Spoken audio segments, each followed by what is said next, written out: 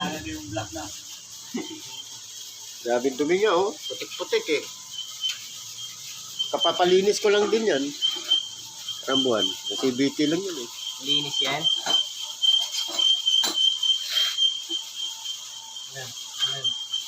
Yan. Okay.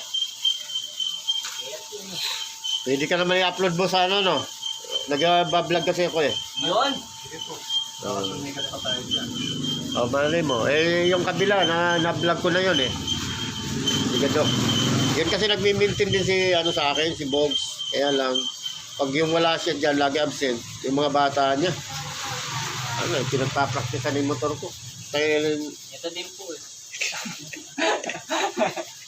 tulad nito, yung isang gumawa rin. Pati yung, ano, kumatas yung... Ah, silver pala to. Hindi pala itim. Kala ko black. Ito pa pala. Ano po? Klase ba niya? Lutin na yun. Okay. Katrasong bali. Hindi. Sana yun. Grabe, yung buti ka. Nalusot din.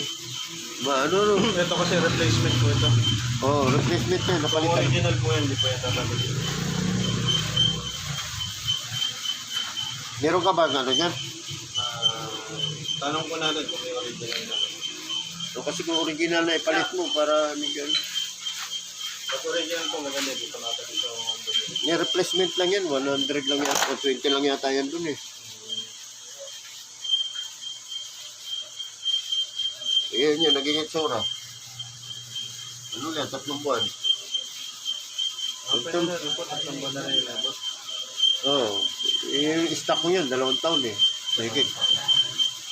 Bago na palitan. Kaya lang nga naman ang binuksan, hindi ko nalilinis eh.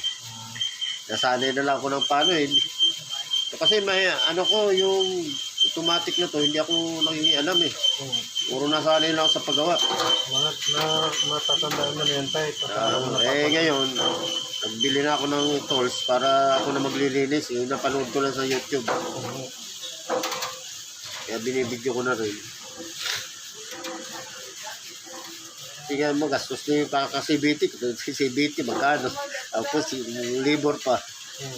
Mas maganda po kung kayo nagagawa. Hindi katulad nung aking ismas, ako na lang talaga nangalikot nun. Kung mga major sa makina, hindi ako nang kekelan. Yung mekaniko rin ako nun. Nadayo ko pa dun sa ano, Antipolo sa Tikling. Malalim na, no? Lalit po. Kaya nga eh. Sabi nga ng tropa ko kasi ano, medyo malalim yan, matagal